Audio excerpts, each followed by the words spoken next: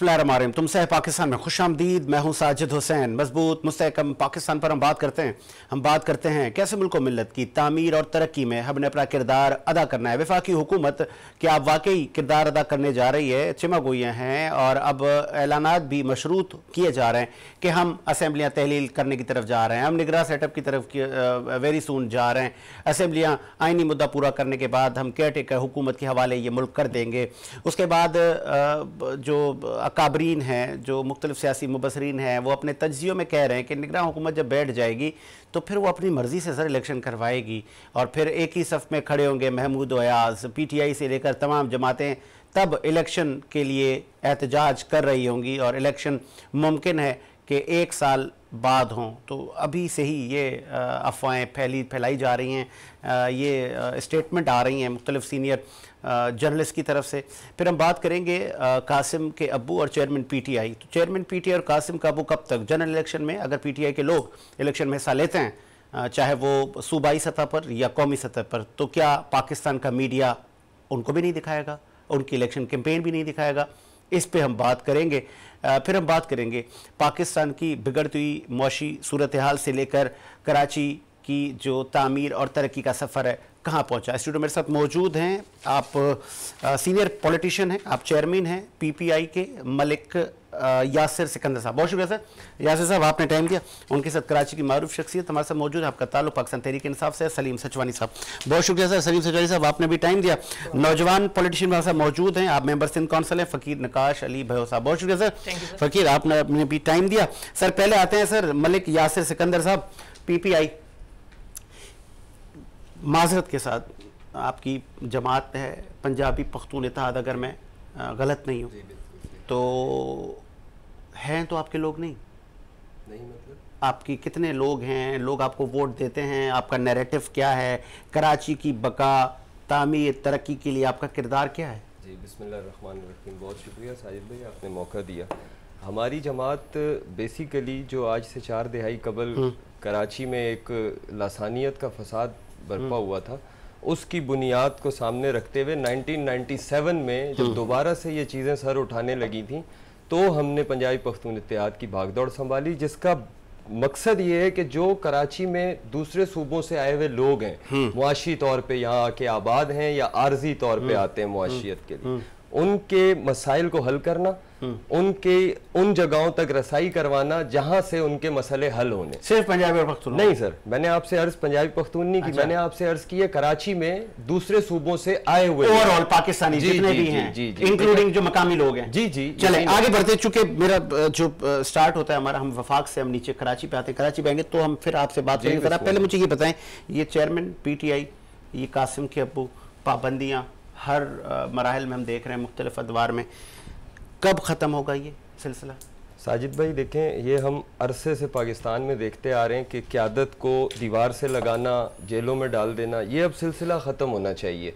अगर तो कोई उनके ऊपर ऐसा केस है जिसने हमारे, आज मुल्क की बड़ी जमातों का इत्तेहादी एक मजमुआ है और उनकी हुकूमत है। जी है, ऐसा ही है। कल वो भी चले जाएंगे अपने घरों में। जी महीना रह गया। और तो फिर आज जब वो हुक्मरान है तो वो कानून साजी क्यों नहीं कर रहे? यही तो, या कहीं ऐसा तो नहीं है जैसे हमने माजी की हुकूमत को कहा कि आप लोग कठपुतलियां हैं, पीछे से डोरे हैं, तो इनकी भी तो पीछे से होंगी फिर सर, या कहीं आप में कुछ भी नहीं है? देखें, हम तो यही रिक्वेस्ट करते हैं, अब खान साहब जब तक थे तब तक उनके कहने के मुताबिक सब एक पेज पर थे, जब वो चले गए तो उन्होंने बताया कि दर हकीकत उस पेज में तय लगी हुई थी जो बाद में खुली हैं, जो उनको भी बाद में नजर आई। इसीलिए अभी जो निगरान, ये जो अभी इस अदम एतमाद के बाद PDM की गवर्नमेंट आई है, इनको भी चाहिए कि ये याद रखें कि नवाज शरीफ हो, मोहतरमा हो, जिला वतनियाँ, जेलें, इन्होंने एक दूसरे को क्रिटिसाइज किया, केसेस बनाए।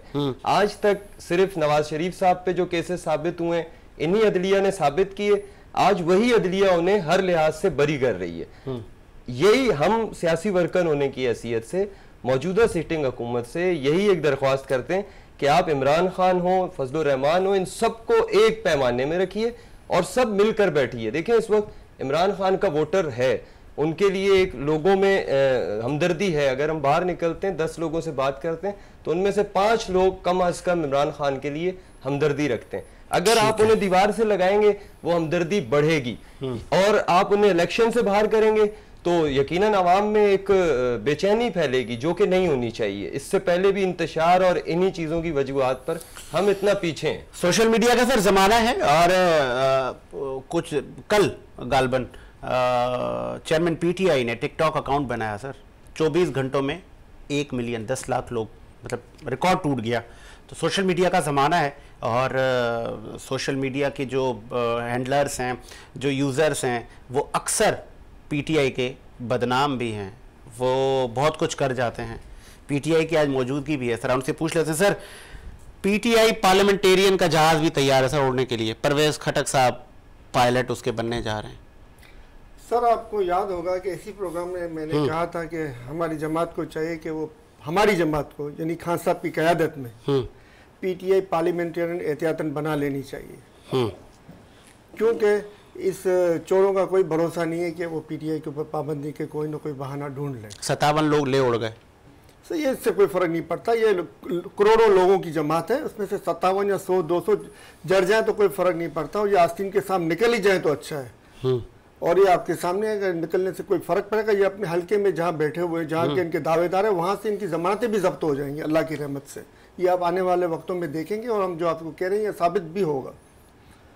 सिंध में से कोई एक और जहाज तो नहीं फिर लंगर अंदाज होगा सर? सिंध में से अगर 2-4 पंजाब में से देखें, तहरीक एक आ गई, वहाँ पे भी जमात इस्तेहकाम में पाकिस्तान, ये करोड़ों लोगों की जमात है, उसमें से टोटल आप हिसाब करें तो 200 से भी कम लोग इस जमात से गए हैं, 200 से भी कम लोग इस जमात से गए हैं, और इस जमात का मेन लीडर सिर्फ एक ही है, इमरान खान, वही हमारा लीडर है, बाकी सारे कारकुन हैं। अगर कोई अपने आप को लीडर कहता है तो अपनी कॉलर से जड़ जाए। अच्छा, कोई लीडर नहीं है सिवाय इमरान खान के। तमाम करोड़ों लोग, अवाम और लाखों कारकुन इस बात पर मुतफिक है। अच्छा, वजह क्या है? वजह क्या है? People's Party Sherpao, People's Party Parliamentarian, फिर पीपल्स पार्टी शहीद भुट्टो, फिर हमने देखा एमक्यूएम हकीकी, पीएसपी, फलाना फलाना, आज आप भी उसी सफ में आ गए, वजह क्या है? सर, हमारी एजेंसियां जो है ना वो बहुत मजबूत किरदार अदा कर सकती हैं पाकिस्तान को ऊपर ले जाने में, मगर अब बड़ा अफसोस और दुख पहुंचता है कि ये किरदार जो है ना मनफी जा रहा है। तो लोग आपके बिकते हैं, लोग आपके बिकते हैं, सियासतदान खुद जाते हैं एस्टैब्लिशमेंट की तरफ। ये क्यों खरीदते हैं, ये क्यों फाइलें रख के पार्टियां छुड़वाते हैं? ये जेलों में डलवाएं ना इनको, जिनकी काली फाइलें हैं उनको पार्टियों से क्यों निकलवाते हैं? वो पार्टियां काले फाइल वालों को लेती क्यों है? सर, ये शेख रशीद को आपने लिया, हमने तो नहीं कहा था, फवाद चौधरी को भी आपने लिया। पहले मेरी बात सुनिए और समझे जी। देखिए, कौन क्या है ये किसी के दिल में जाके मालूम नहीं पड़ता। ठीक है, आप क्या है, मैं क्या हूं ना, आपको मेरे दिल के हाल मालूम है ना मुझे आपके दिल के हाल मालूम है। अगर किसी को मेरे किरदार पे, मेरे काम के ऊपर कोई 420 निकलती है तो उसका ये मतलब नहीं है कि वो मुझे ब्लैकमेल करे। उसका काम है वो अदालतों में ले जाए, उसका काम है मुझे सजा दिलवाए। ये काम नहीं है कि ब्लैकमेल करके ये लोग पार्टियां चेंज करवाएं लोगों का या एजेंसियों का। तो फिर आप भी आज लाइव आपको करोड़ों लोग देख रहे हैं, आप लोग तौबा करें कि हम चले हुए कारतूस नहीं लेंगे, आज तक नए लोग लेंगे। सर, आज तक हमारी जो मुल्क के जो नुकसान पहुंचाया ना, वो सबसे बड़ा नुकसान हमारी ही एजेंसियों ने पहुंचाया है, ये हरकतें करके। चाहे मैं पाकिस्तान से लेकर आज तक आप देख लें, इन लोगों के यही किरदार रहा है, जबकि जो अच्छे लोग हैं उनको चले वहां से बेटा चले आगे आपका पॉइंट चले। नौजवान हमारे साथ मौजूद हैं, नकाश साहब। नकाश, आप कैसे देखते हैं इन पाबंदियों को, ये ठीक लग रही है? पाबंदियों पे तो मैं पहले बाद में बात करूंगा। साई ने जैसे बात रखी कि जितना नुकसान एस्टेब्लिशमेंट या एजेंसियों ने पहुंचाया है, किसी ने नहीं पहुंचाया। अगर मैं चाहता हूँ, कहना चाह रहा हूँ आपके तवज्जुह से, प्रोग्राम से, अगर एजेंसियां नहीं होती शायद हम खुली फिजा में घूम नहीं सकते थे, हालात बद से बदतर होते। यही फौजी है जाके बॉर्डरों पे लड़ते हैं, तभी जाके हम एक सुकून की चैन से घूमते फिरते हैं। तो इसको तो मैं बिल्कुल कंडेम करता हूँ। ये बिल्कुल कंडेम नहीं कर सकते, मैं बिल्कुल कंडेम करता हूँ। आप अगर पोषण को कंडेम कर सकते मेरे, मैं बिल्कुल कंडेम नहीं करता। मैं इस चीज को बिल्कुल कंडेम, बाकी पाबंदियों पे मैं आना चाहता हूँ। इख्तिलाफ उनसे नहीं है जो बॉर्डरों पे हमारे लिए जान दे रहे होते हैं, इख्तिलाफ उनसे जो करप्शन करके ऊपर के ओहदों पे बैठ के उन्हीं की जानों का केस करा रहे होते हैं। तमाम जो भी हैं एजेंसियां, जितने हमारे जनरल हैं, वो बेवतन है, चाहे वो एक सिपाही से होकर जनरल तमाम। जो आर्मी चीफ यहाँ से जा रहा है, बाहर के ममालिक में जजीरे खरीद रहा है, बाहर के ममालिक में रहा, कौन सा मुल्क है दुनिया के अंदर, मुझे आप बताओ, एक मिनट, कौन सा मुल्क है दुनिया के अंदर जिसका आर्मी चीफ फौरन ही बाहर जाके जजीरे खरीद रहा हो? आप जब रिटायर हो जाते हैं, जिंदगी में आपको किस तरह इजाजत मिलती है सर? जिंदगी में वो कहीं भी रह सकता है, साजिद भाई कहीं भी रह सकता है। किस तरह वज़ीर आज़म को इजाजत मिलती है कि वो मुल्क के बाहर जाके वहाँ पे लंदन में प्रॉपर्टी खरीदे और मुल्क के राज को बेचे? के बात को दबा नहीं सकते, राज के सभी बिकने चाहिए सर। ठीक है, आगे जब रिटायर होता है कोई भी आर्मी चीफ हो, रिटायर होता है वो आम सिविलियन हो जाता है। सिविलियन को आके कहीं भी रहे, कहीं भी जिंदगी गुजारे। इनके पास मेरा बेटा हजारों राज होते जो आपके मेरे पास नहीं होते। रहना चाहिए, बस हजारों राज होते। बिल्कुल होते हैं। दुनिया में कोई मुल्क बिल्कुल होते हैं। पाकिस्तान के दुनिया में आपको एक मुल्क नहीं मिलेगा। दुनिया में आपको एक मुल्क नहीं मिलेगा सर। पाबंदियों को कैसा देख रहे हैं कि हम हर अदवार में पाबंदियां देख रहे हैं, हर अदवार में पाबंदियां, तो फिर पाकिस्तान का जमहूरी निजाम कैसे चलेगा? सियासी लोगों की पाबंदियों के हम खिलाफ हैं। ठीक है, सियासी लोगों के ऊपर पाबंदियां नहीं लगनी चाहिए, बिल्कुल गलत है, ये नहीं लगनी चाहिए। अगर सियासत में पाबंदियां लगती जाएंगी, फरिश्ते नहीं आएंगे। से आपका ताल्लुक है, मुझे गालबन याद है आप चेयरमैन पीटीआई के दौर में इत्तेहादी थे। हम इत्तेहादी थे, है ना? बगैर कंडीशन, कोई शर्त नहीं थी। आप भी घर बैठे इस वक्त? अभी हम अपोजिशन का रोल अदा कर रहे हैं। कौमी क्या अपोजिशन की आप लोगों ने? हमने हर वो बात जो हुकूमत ने अवाम के साथ की, देखें महंगाई, पीटीआई की हुकूमत में महंगाई की शरह 7% थी, अभी जाके 37% हो गई है साल 1.5 साल में। हमारी कोई एहतजाज रिकॉर्ड करवाया आप लोगों ने? हमने एहतजाज किया, प्रेस क्लब, हमने कौमी असेंबली से बायकाट किया, बजट का बायकाट किया हमने कौमी असेंबली में। सायरा बानो आपने देखा होगा हर प्लेटफॉर्म पे वो बात कर रही है, फिर वो कौमी असेंबली का प्लेटफॉर्म हो, मीडिया का प्लेटफॉर्म हो, हर प्लेटफॉर्म पे हमारा मैसेज जा रहा है लोगों के पास और लोगों की बात हम पहुंचा रहे हैं कि भाई गलत हो रहा है। लोग इस टाइम देखें महंगाई को, पहले महंगाई कहां से कहां पहुंच गई है, उस पर कोई बात करने के लिए तैयार नहीं है। इसके ऊपर केस करो, उसको बाहर निकालो, इसको घसीटो। इमरान खान की गवर्नमेंट में भी यही हो रहा था, अवाम के ऊपर कोई ध्यान नहीं था। आप उसके इत्तेहादी थे? हम इत्तेहादी थे, बगैर कंडीशन इत्तेहादी थे, कोई कंडीशन नहीं थी, कोई शर्त नहीं थी। अगर गलत जा रहा था मामला, मौका देते रहे। हमने हमेशा, आपने देखा ना, हम पीर साहब की, पीर साहब आपने मजे लूटे हैं सर, हर अदवार में आप मिनिस्ट्रियों के मजे लूटते हैं। मिनिस्ट्री, आपकी बात दुरुस्त है, ठीक है, मगर कभी मिनिस्ट्रियों में जो बैठे हैं उनसे पूछा करें। नहीं, हर हुकूमत के सर इत्तेहादी है। हम इत्तेहादी इसीलिए हमने फेडरेशन की हमेशा मजबूती चाहिए और हम उसके बदले में इक़्तिदार चाहिए। इक़्तिदार के हम भूखे नहीं। आप देखें 2007 से लेकर इस टाइम तक हम अपोजिशन का रोल अदा कर रहे हैं सिंध असेंबली में। आप देख रहे हैं 2007 से लेकर। अच्छा, वजह क्या है? वजह क्या है कि आपको लोग वोट नहीं करते? वजह क्या है? लोगों ने वोट किया गिनती के 6-7 2018 में। आप देखें साजिद भाई, जो जीडीए का एक प्लेटफॉर्म बना था, ग्रैंड डेमोक्रेट अलायंस, जब पीपल्स पार्टी और उनके वोट देखेंगे, जीडीए के लोगों को ज्यादा वोट पड़े। अब 2018 के इलेक्शन और वोटों को आप देखें तो हमारे 600-700 जो वोट थे हर पोलिंग पे रिजेक्ट किए गए। क्यों? क्या हमारे लोगों की नजर कम थी? लोगों ने तो दिया है। चहीते लोग हैं आप, तो ऐसा ना करें। हम तो एस्टेब्लिशमेंट के साथ खड़े हुए हैं भाई, बात ऐसी। तो आपके साथ भी जुल्म होता है? हमने कब किया है जुल्म होता है? हमने हमारे का झगड़ा है कहाँ पे रखा, हम ये इस चीज की तो करते हैं मुजम्मत कि भाई झगड़ा जहाँ का है वहां तक रखें। सिंध से जो है ना इंसाफ किया जाए। निगरान सीएम अभी फैसला होने वाला है, देखते हैं। अच्छा, देखते हैं। आपकी तरफ से भी नाम गए? फिलहाल कुछ नहीं कहा जाता। अच्छा, ये वक्त का फैसला है, वक्त आने पे पता चल जाएगा। चले जी, बात हम कर रहे थे पाबंदियों पर, और ये पाबंदियां अक्सर हम देखते हैं। साबिक वजीर आज़म नवाज शरीफ तो सजा याफ्ता थे, तो उन पर पाबंदियां तो चलो समझ में आती थी। साबिक वजीर आज़म चेयरमैन पीटीआई पर किस चीज़ की पाबंदियां, और पैमरा ने कहा है कि जी नाम नहीं लेना आपने उनकी तस्वीर भी नहीं लगानी। तो ये पाकिस्तान का जो जमहूरी निज़ाम है किस सिमत जा रहा है कि जो शख्सियात हैं जो इस मुल्क में वज़ारत उज़्मा जैसे मनसब पर फायज रह चुकी हैं, फिर उनको पाबंदियां सहनी होती हैं, फिर उनके जो लोग हैं उनको तोड़ा जाता है। सीजनल वाइज हमने देखा है कि कुछ चेंज नहीं हुआ, इस बार भी वही हुआ। हम अक्सर कहते थे कि सीज़न आ रहा है सर, जनरल इलेक्शन का, बहुत सारे परिंदे अब उड़ान के लिए तैयार हैं। कैसे इस सिस्टम को कैसे दुरुस्त करना है? क्या कहीं चेयरमैन पीटीआई ने अलग होकर गलती तो नहीं की कि जैसा भी निज़ाम था सियासी, पीपल्स पार्टी के रूप में, नून लीग के रूप में इनके साथ बैठना चाहिए था, उनको तना रह गए, जिसका फ़ायदा बहुत सारी नादीदा कुव्वतों ने उठाया।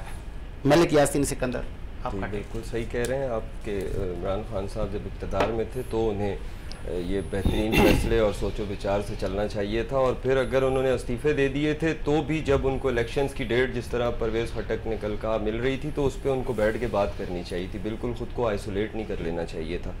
मुनासिब नहीं होगा अगर मैं भाई की इस बात पे अपने राय ना दूं।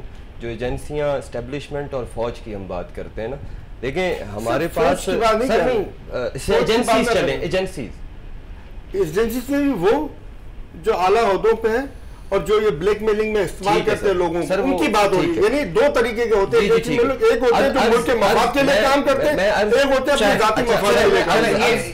इल्जाम लगा रहे हैं सलीम भाई, इल्जाम लगा रहे हैं आप? नहीं, मैं इल्जाम नहीं लगा रहा हूं, बिल्कुल इल्जाम लगा रहे हैं। इस चैनल के अंदर भी आपके कहीं पे भी काम आप कर रहे होंगे, वहां पर भी दो तरह के लोग होंगे। अच्छा सर, एक होंगे ऑनेस्टी से काम कर रहे होंगे, एक होंगे डिसऑनेस्टी से काम करके जाती मफाद के लिए। ये करना चाह रहा हूं कि 2008 से आज 2023 मुसलसल 15 साल से हमारे पास जमहूरी हुकूमतें, ठीक है। अब कोई भी इक़्तिदार में रहने वाला ये ना कहे कि इक़्तिदार में रह के सब अच्छा है इमरान खान साहब की तरह और बाहर आके कहे कि जी एस्टेब्लिशमेंट। इमरान खान साहब ने अपने दौर में अच्छे काम किए, कोविड आया अच्छा उसको हैंडल किया, इंडस्ट्री अच्छी चलाई, सब कुछ अच्छा किया। लेकिन मैं इमरान खान से, मेरी जमात का, हमारे लोगों का एक ही इख्तिलाफ है कि उन्हें हुकूमत से बाहर आकर सियासी मुकाबला करना चाहिए। इदारों को कमजोर ना कीजिए, इदारों पे तनकीद ना कीजिए। इदारे हमारे हैं, देखें इदारे ने तो कहीं नहीं आपको कहा आप आवाम को तालीम ना दें, इदारे ने कहीं आपको नहीं कहा आप आवाम को सेहत ना दें, इदारे ने कहीं भी नहीं कहा आप इंडस्ट्री ना लगाएं। आप कीजिए ना जी काम, आप उधर जाते नहीं हैं, आप अपने आप को मजबूत करने पे उनके सहारे पे लगे रहते हैं, तब अच्छा होता है। जब दूसरे को मौका मिल जाता है कि वो खुद को मजबूत करे और आप कमजोर हो, तब आपको उनमें ऐब और बुराइयां नजर आती। इससे बाहर आ जाइए, सियासत में सियासतदानों से मुकाबला कीजिए, इदारों से ना कीजिए। इदारों को कमजोर करना सियासतदान का काम। इदारों को ठीक कौन करेगा? सियासतदान। तो कैसे कानून साजी होंगे? सर, कानून करे ना, कानून साजी। हाथ बांधे किसी ने, खान साहब थे कानून साजी करते, कानून साजी कीजिए। इंडिया देखें बहुत बड़ा बजट का हिस्सा वो भी लगाता है दिफा पे अपने, लेकिन उनके वज़राए आज़म के दुबई में, लंदन में हम नहीं देखते कि फ्लैट्स निकल रहे हैं, सराय महल निकल रहे हैं या दूसरी चीजें निकल रही हैं।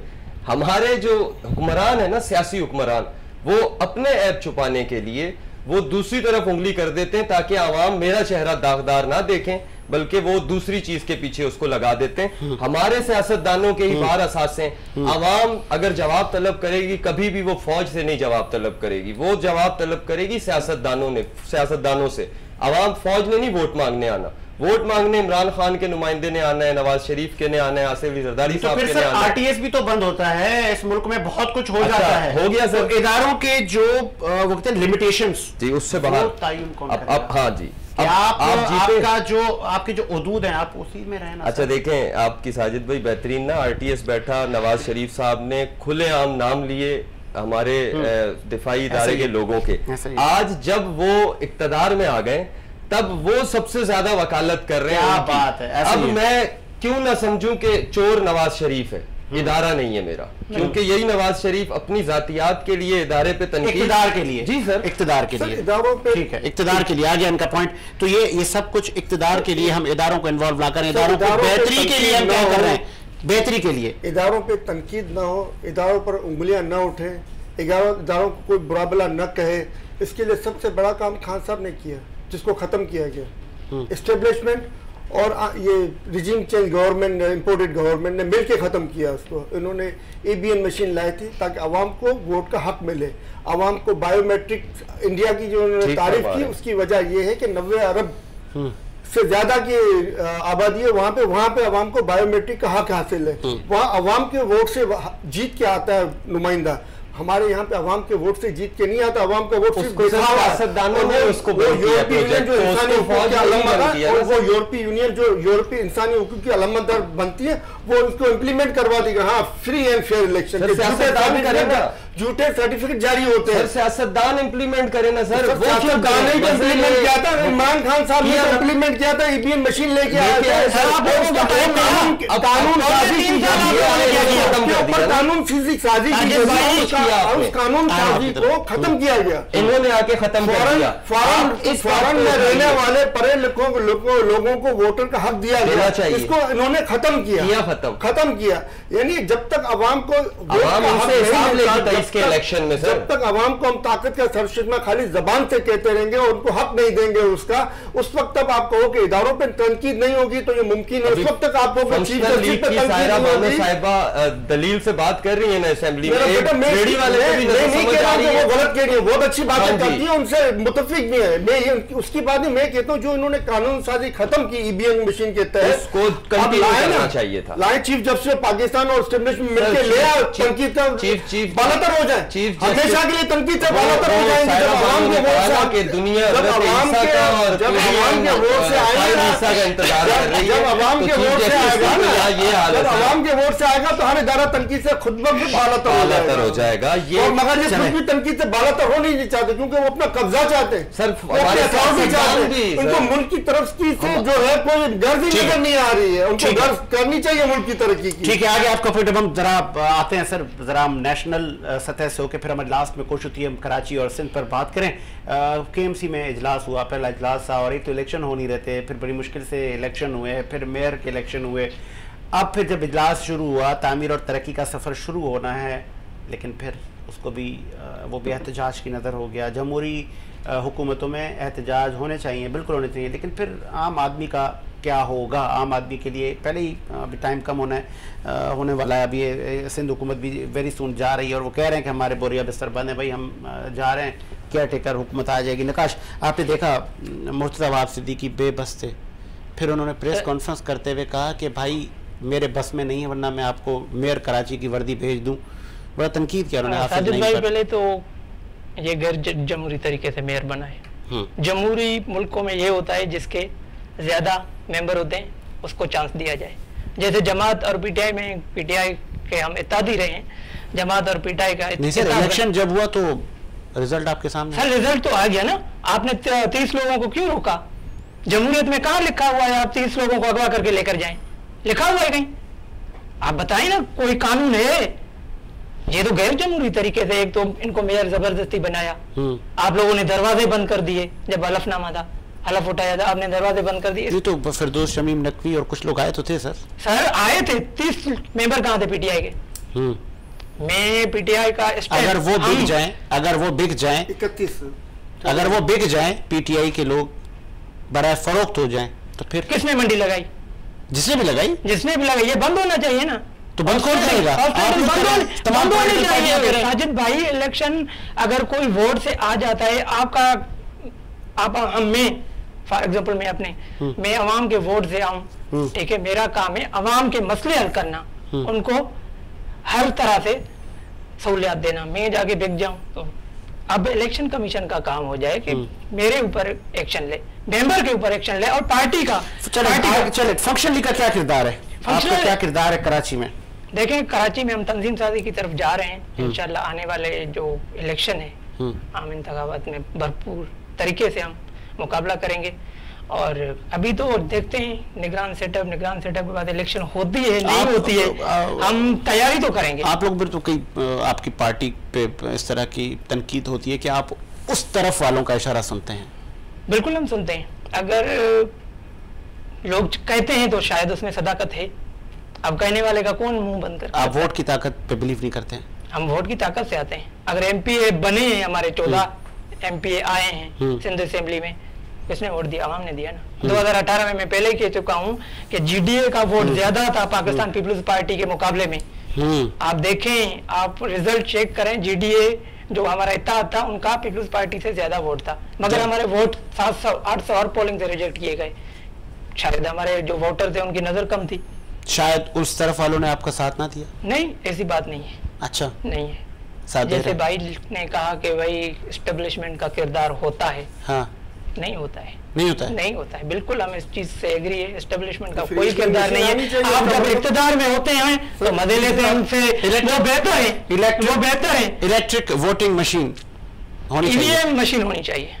ये खान साहब को करना था, पहले साल में करना था, पास हो चुका था, ठीक है, कानून बन चुका था, 3 साल आप लोगों को मिले, 4.5 साल मिले। आप लोगों ने क्या किया? ईवीएम मशीन क्यों नहीं बनाई? आप लोगों ने नौकरियों के वादे किए, आप समझ में नहीं आ रहा। चले ठीक है, आप लोगों ने नौकरियों के वादे किए, दिए? आप लोगों ने घर के वादे, 45,55,000 कहाँ दी, किसको दी? ये जो $35,000 की एक्सपोर्ट हो रही थी वो हमारी तो कोई कंडीशन नहीं रखी थी, हम कंडीशन कराची का कानून बन चुका था, इस कानून में दोबारा तब्दीली की गई है। आपको ये भी नहीं पता, बात कर रहे हैं, दोबारा तब्दीली की गई इस कानून में। भाई आप जब में बैठे हुए ना, आप उनसे पूछ लीजिएगा, उनसे पूछ लीजिएगा, कानून बन चुका था, आपके दोबारा उन्होंने आके कानून में तब्दीली की। आप अभी भी बात को नहीं, आप अपनी जबान में समझ गए, ठीक है। मलिक साहब मैं आता हूँ आपके बाद। मलिक यासिर सिकंदर साहब, आपने कराची का हाल बताएं, पीपीआई क्या कर रही है?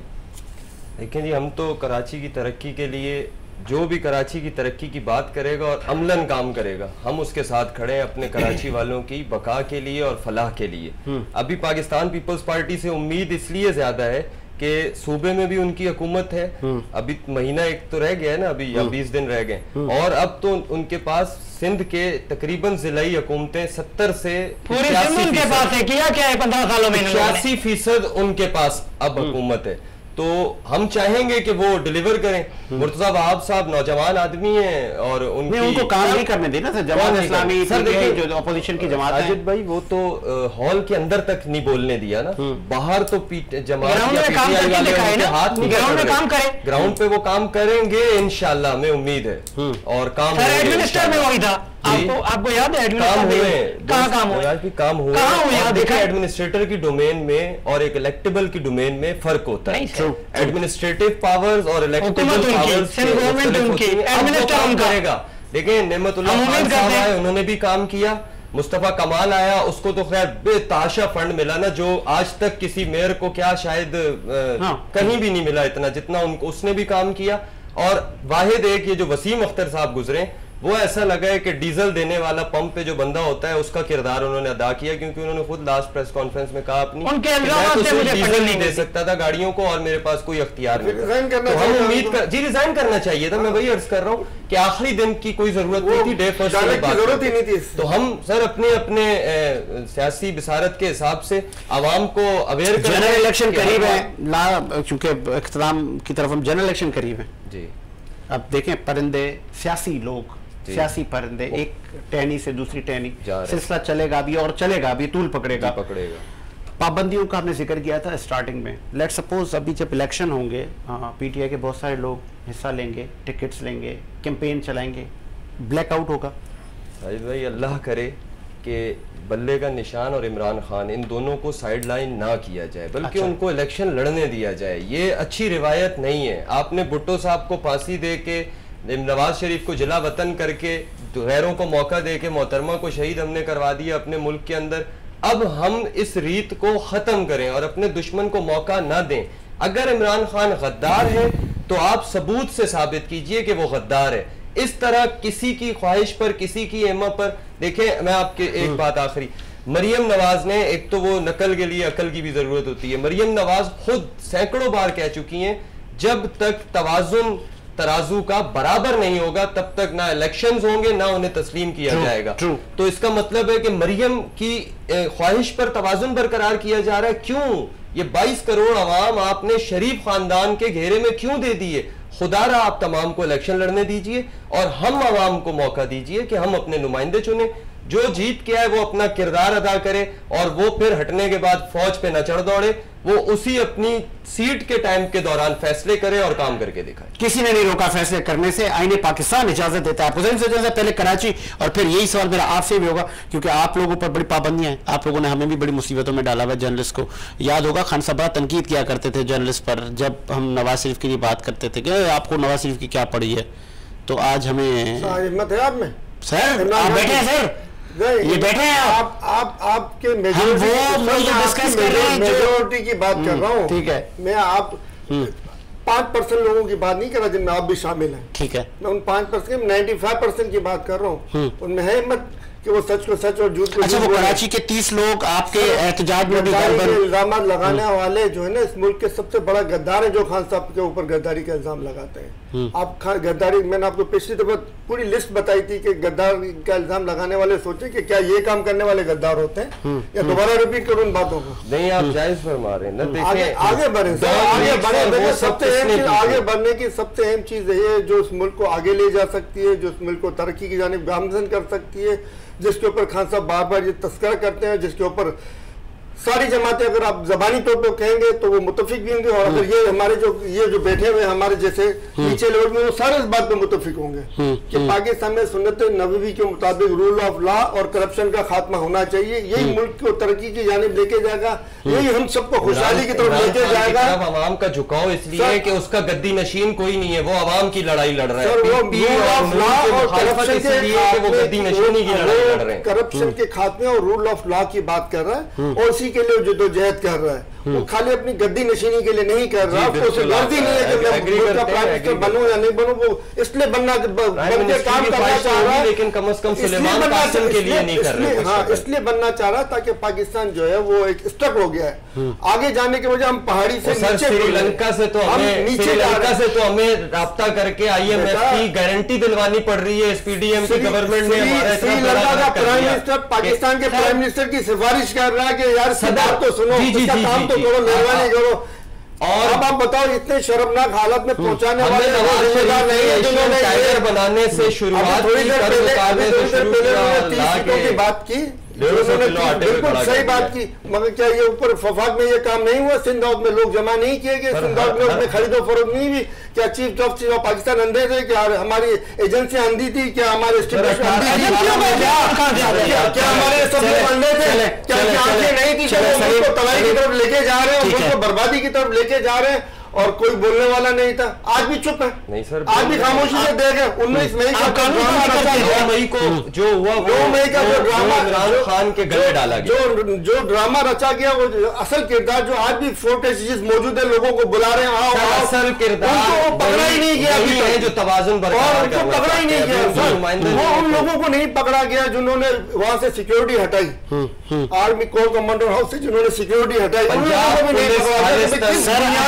खान साहब को भी गिरफ्तार नहीं किया गया। खान साहब भी गिरफ्तार नहीं, अभी तक बैठे हुए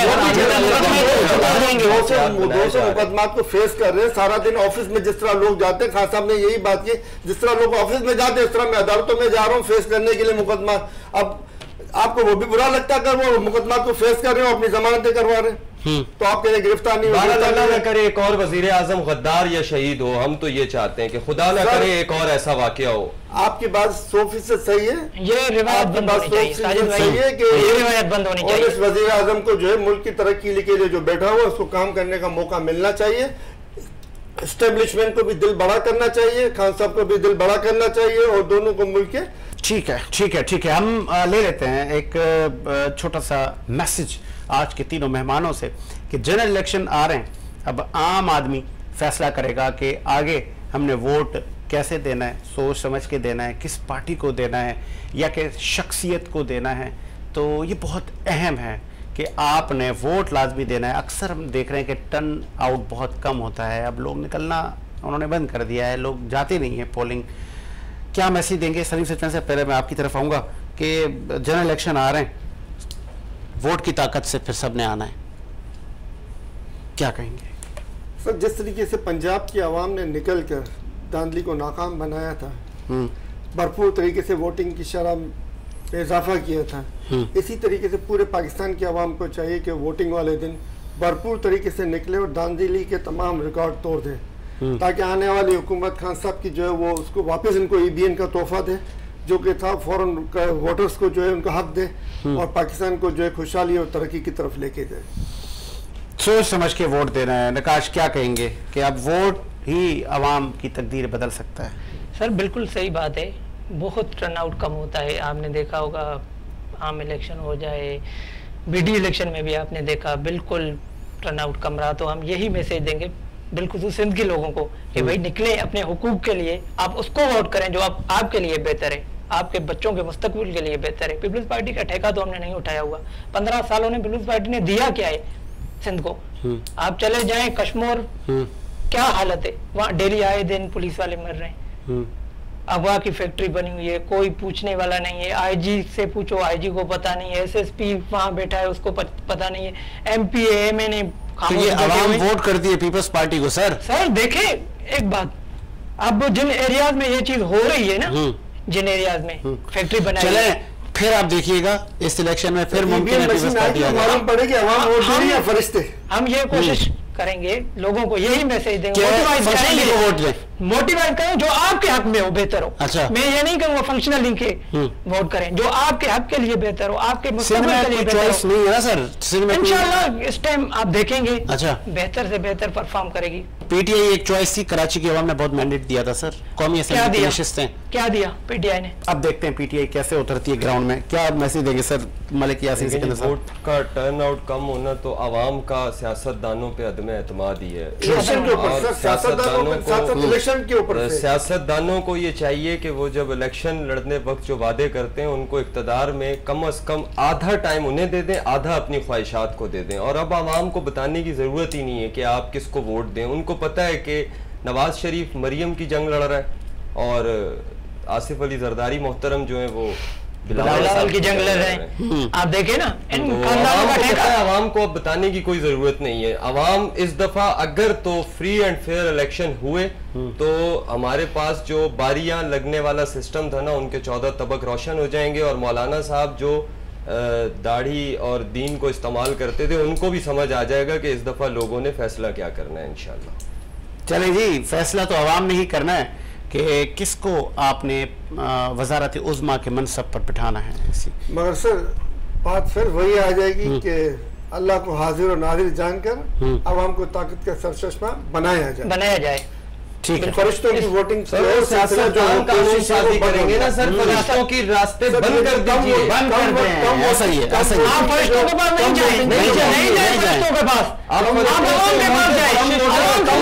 जो शिकायत हो रही है ना, उसकी वजह यही है कि लोगों का वो अपनी वोटिंग के ऊपर से एतमाद करके वो पूरे नहीं उतरते।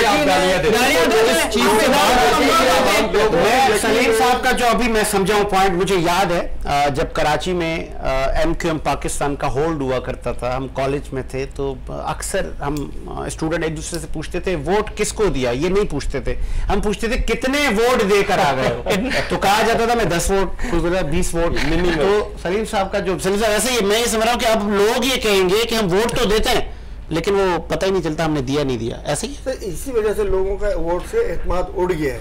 इसी वजह से जो कम जाते हैं, और देखें पंजाब के अवाम जब निकले उन्होंने अपना जोर दिखाया और बाहर निकल के उन्होंने वोटिंग की तो वो धांधली के तमाम मंसूबे नाकाम हो गए। 20-25 हजार वोट जो उन्होंने हर हल्के में धांधली के रखे होते वो भी फेल हो गए। अवाम इतनी वसी तादाद में निकल के वोटिंग के अंदर आई थी कि उनकी धांधली की तमाम स्कीमें फेल हो गई और वो न चाहते हुए इनको अनाउंस करना पड़ा और पीटीआई का चलो जी, आप सब ने निकलना है, पूरे मुल्क ने निकलना है इलेक्शन के लिए। उम्मीद के साथ मेरा मुशाहिदा आबाद रहे, मुझे साजिद हुसैन को इजाजत दीजिए। मुलाकात होगी नए प्रोग्राम के साथ। अल्लाह हाफिज।